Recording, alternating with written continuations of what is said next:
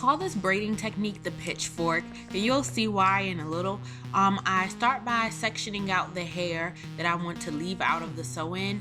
Make sure that you ask your client if she wants her edges out as well for a more natural look. She's just leaving her edges out on one side since she will be probably wearing that behind her ear. So you're going to start by doing one braid right behind the edges if she's leaving that out. If she's not, then do it right at the front of her hairline.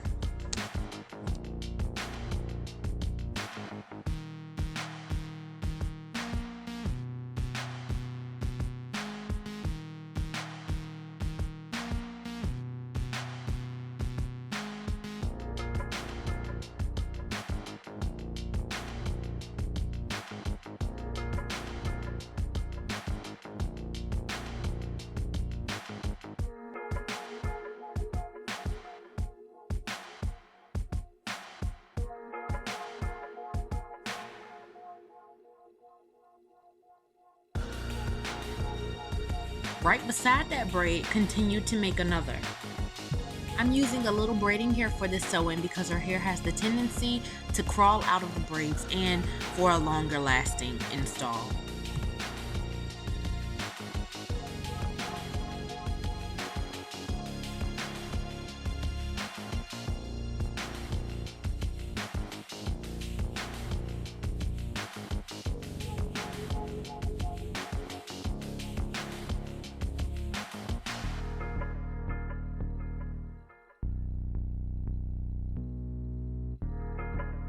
Before you make the tail to this braid, grab the tail to the previous braid and then continue to braid. This will join both of the cornrows together. Now you're about to see exactly why I call this the pitchfork. For this next braid, you're going to part all the way down behind the ear and then across the nape.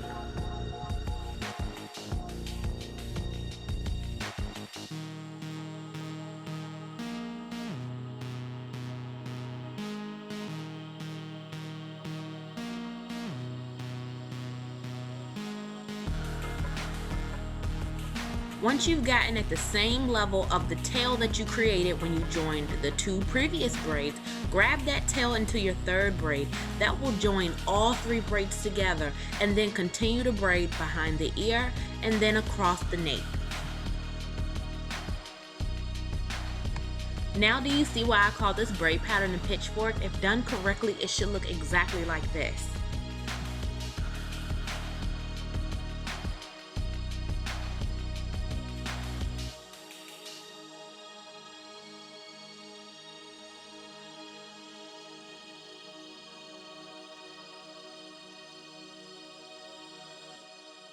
Make sure you add braiding hair as needed. You do not have to be starting a brand new braid to add new braiding hair. You can add it right where you're at in your existing braid.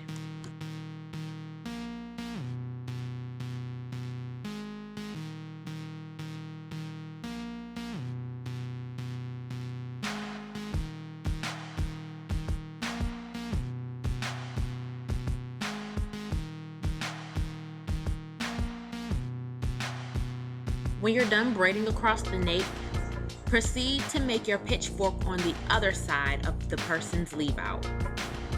This is the pitchfork braid pattern that I created on the other side of my client's leave out. Can you guess what we're about to do? Yep, join these two braids.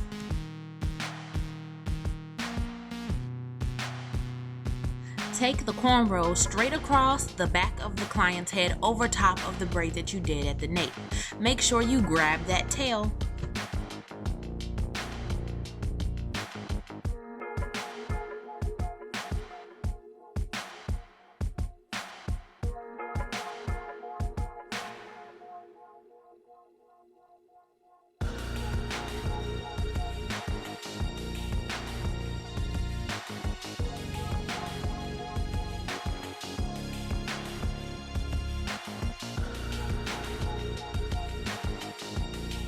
The rest of the braiding is going to be pretty simple. All you do is keep on braiding in the same pattern that you've created until you can't braid anymore.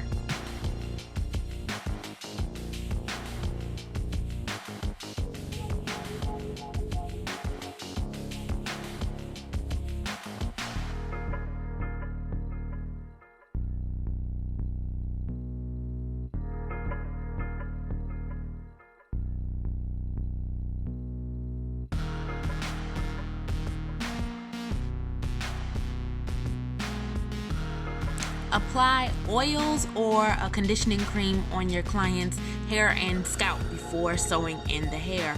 I'm using Nice and Long. This is a formula that I use to grow out everyone's hair. My clients call this hair crack. Take that last tail you created and tuck it in between the cornrows. Now it's time to sew it down.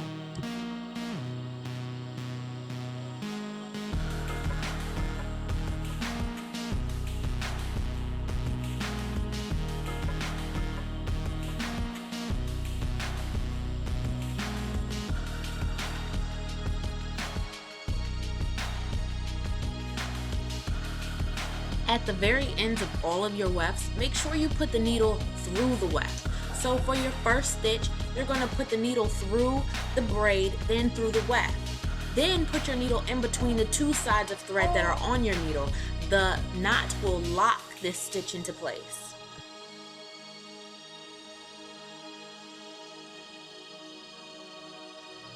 For the next stitch, place the needle through the braid and then around the weft. You do not want to penetrate the weft any more than you have to with the needle. This could cause shedding. Then you are going to wrap your thread twice around your needle and then pull the needle all the way through. This is called a double lock stitch. It is the securest stitch that you can do.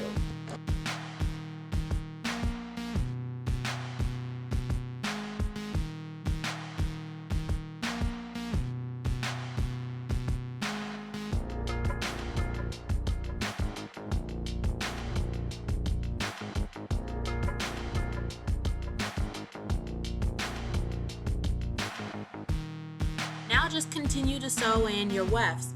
Place the needle through the braid, then around the weft, and pull the needle through until you're ready to go in the opposite direction.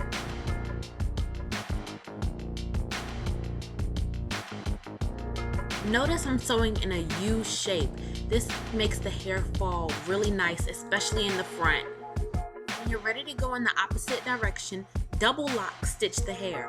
Fold the hair over, going back in the opposite direction, double lock stitch again. This is called the fold over method.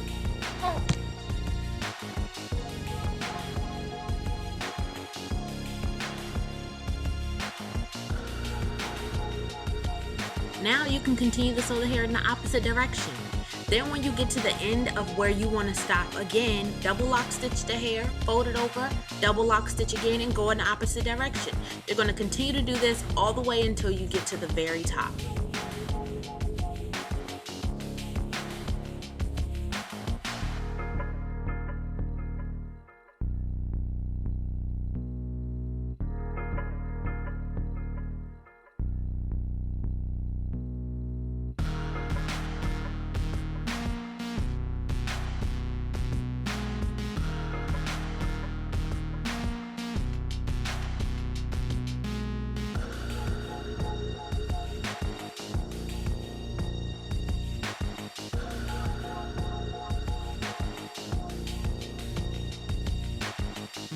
When you see that you're running out of thread on that needle, do your double lock stitch, then cut your thread close to the needle.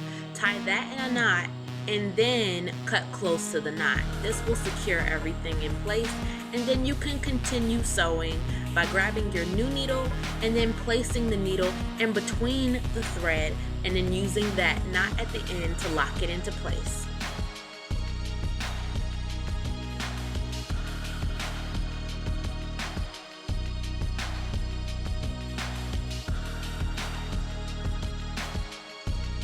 To create a style with the hair flowing into the face, make sure you sew up the braid that's on the very outside edge.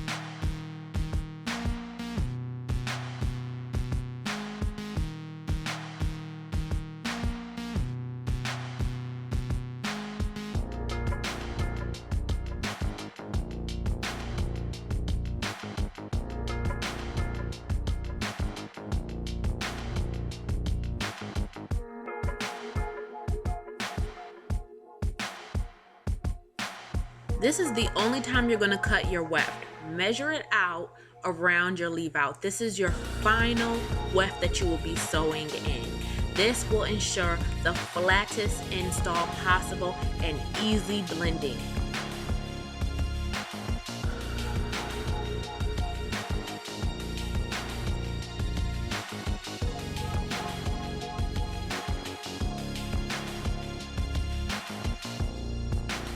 When you're finished sewing that last weft in, take your needle and scoop it underneath all of the hair and through the braids to about 1 to 2 inches down, then pull it out.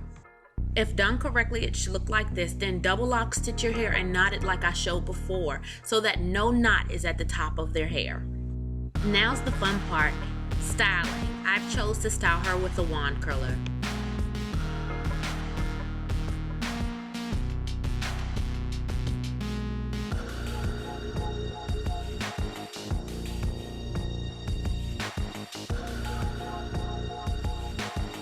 When flat ironing your client's leave out, make sure you use products that protect the hair against the heat as well as give the hair a healthy shine.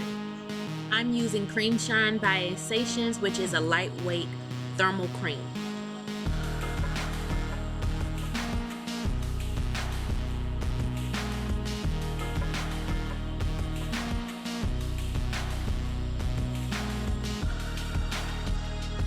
This is her final result. She was very happy with it. The hair used in this video is Lady Monroe Virgin Hair Monroe Wave 16, 18, and 22. The hair is 7 months old and has been colored 3 times. Like, comment, and subscribe. And as always, thank you guys for watching.